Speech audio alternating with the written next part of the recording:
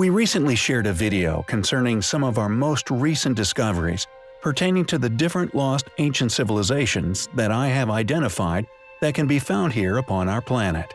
Predictably, after our unjustified demonetization, I have continued to be targeted by academics who, due to their inability to answer the questions I posit, obviously hate my work.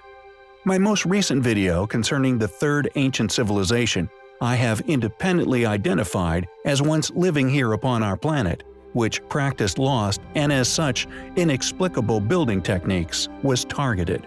Successfully taken down under the guise of a copyright strike by a particular individual, claiming copyright ownership to all its content, this regardless of the fact that it contained many different areas of research, most specifically my own, even though we are now demonetized and thus the infringement goalposts, as it were, by default widen, even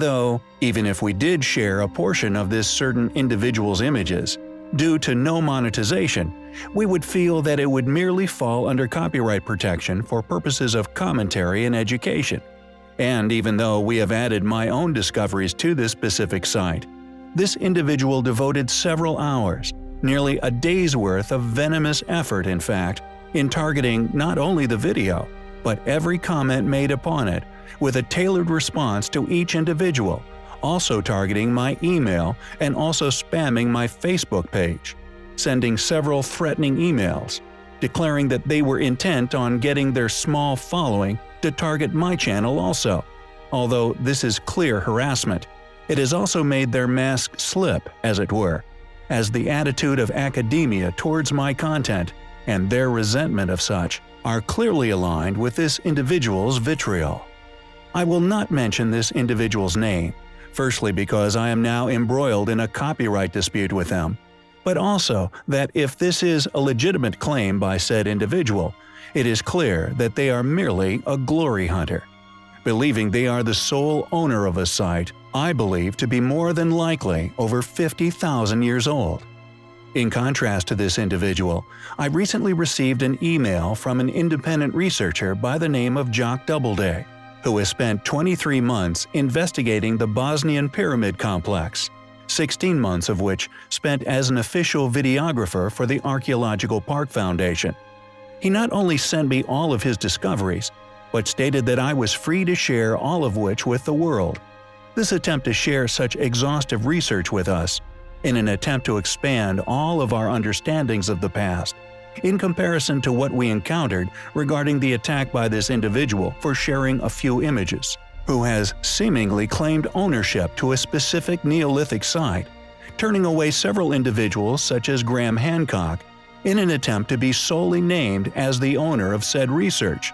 has so far successfully prevented its exposure to the world, possibly in an attempt to merely gain glory for the ruin's discovery, but also has limited the exposure of a ruin possibly built over 50,000 years ago. I will leave it up to you to come to your own conclusion as to who has the right attitude towards unraveling the history of our planet, and I will also be covering Jock's astonishing discovery shortly. Regardless of this organized attack, I will be continuing on the same vein of exploratory subject matter in this video, not only to annoy said individual, but academia as a whole. The main problem I feel these academics have with my work, and why they successfully had me demonetized, are the facts I present, along with the efficiency of the attached reinforcing research, my intimate knowledge of what our well-studied, academically permitted ancestors' past capabilities were, but crucially, how they have no answers regarding any of the features or contradictions I present. Having got that out of the way, let us continue. Who were the Neoliths? In previous videos, thanks to several signature building techniques, along with the differentiations in these, found among ancient ruins all over the world, I have identified and logically separated different lost civilizations' work.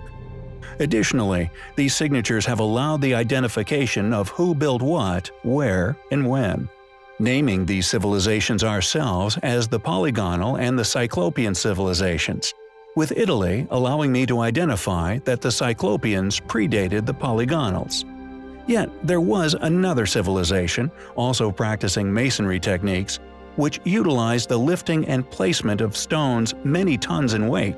which we know in modern-day history as the Neoliths. Yet, who were these enigmatic people?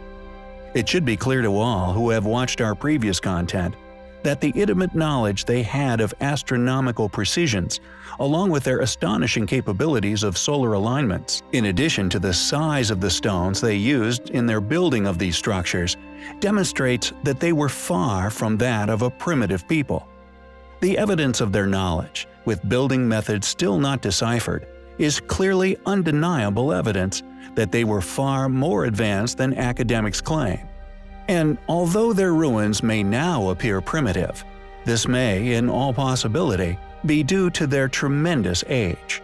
These undeniabilities, along with our in-depth study of their intentions, which are better understood and deciphered as every day goes by, is the main reason why I am disliked by an academia who not only have no answers to the evidence I present, but are also, by default, systematically being humiliated.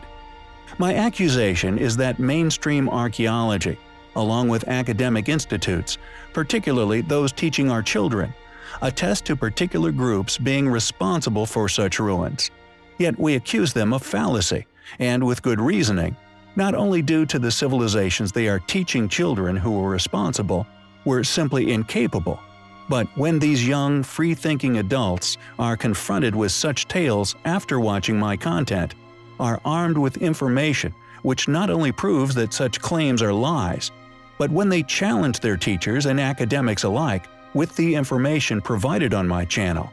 subsequently receive the response I told them they would, which is a response absent of any logical understanding, revealing that they are indeed purveyors of fallacies, merely following orders placed in books, continuing an illogical delusion which conceals the truth.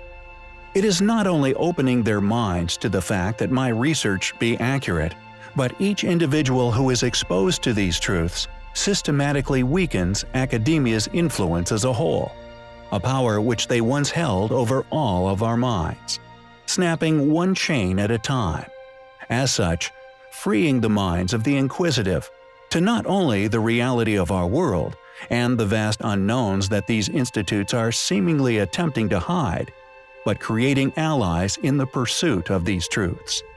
How did a group placed thousands of years back within history lift such stones atop one another? How did they quarry them and somehow carry them many miles to their final resting places? Not only that, but to align most of these sites from ground level with such precision to precessions of astronomical bodies. Furthermore, I personally believe that their obsession with the sun was for good reason, and that the cyclical nature of it, which I was attacked for positing as the causation of the demise of Atlantis within my Atlantis video, may have quite possibly been the cause for this obsession, possibly created to observe its activities after experiencing a cataclysm. Is it mere coincidence that it could be seen as the Son of God, the light bringer, that hell is often represented as an inferno? But I digress. The point is, the Neoliths were undoubtedly far more advanced and had far more knowledge than academia are willing to admit. Yet regardless, due to ours and others' in-depth research, this is now undeniable. And anything academia is reluctant to admit, we will always find highly compelling. If you enjoy our content, if you think our battle worthy, please help us to continue our voyage of discovery in unraveling the mysteries of history. Links to donate can be found within the description. Without you, we cannot survive. Thank you.